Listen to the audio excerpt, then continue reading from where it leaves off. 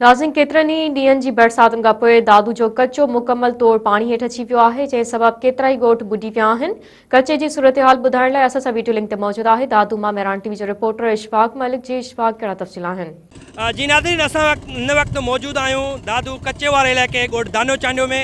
हिते मुसलसल बरसातुनि खां पोइ सिंधु दरिया जे करे हे जेको कचे जो इलाइक़ो आहे उहो उनखे मुकमल तौर ते पंहिंजो ॿोॾि जे पाणी पंहिंजे घेरे हेठि आणे छॾियो आहे। हिते 50 खां वधीक जेकी ॻोठ आहिनि उहे पाणी जे लपेट में आहिनि।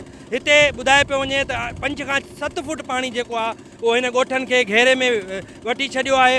हिते घरनि में बि ॿुधाए पियो वञे कि 2 खां 2.5 फुट पाणी बीठल आहे। हितां जा जेका इलाइक़े जा माण्हू आहिनि उहो ॿेड़ियुनि जे ज़रिए सफ़र कनि था।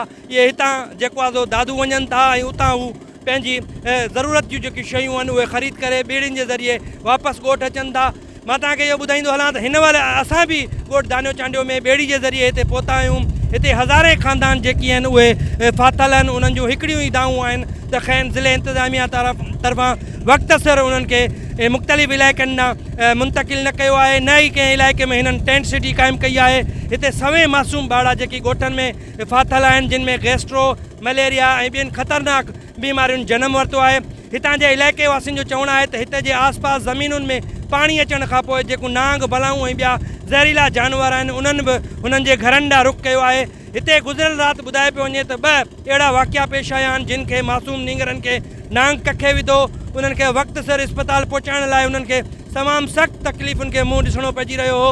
हिननि जो इहो चवणु आहे त ज़िले इंतिज़ामिया जी बेध्यानी सबबि असां हिननि इलाइक़नि में ॿोॾि जे पाणी में फाथल आहियूं। अगरि ज़िले इंतिज़ामिया तरफ़ां वक़्त सिर असांखे हितां मुंतक़िल करे हा त असां महफ़ूज़ हंधनि तां ते मौजूदु हुजूं हा। ऐं असांखे हिननि जो इहो बि चवणु आहे त ज़िले इंतिज़ामिया खां इहो मुतालबो कयो आहे त हिते जेका अञा सवे माण्हू जेकी फाथल आहिनि उन्हनि खे सरकारी ॿेड़ियूं ॾिनियूं वञनि, छाकाणि त हिते जेको ॿेड़ी जो सिस्टम आहे उहो प्राइवेट सिस्टम हले थो।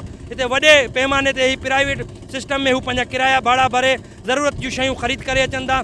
ज़िले इंतिज़ामिया खां हिननि अपील कई आहे त उहो फौरी तौर ते हिते कचे वारे इलाइक़े में अचनि, जिते हज़ारनि जे तइदाद में माण्हू जेकी अञा ताईं फाथल आहिनि, जिन खे महफ़ूज़ हंधनि ॾांहुं मुंतक़िल करिणो आहे।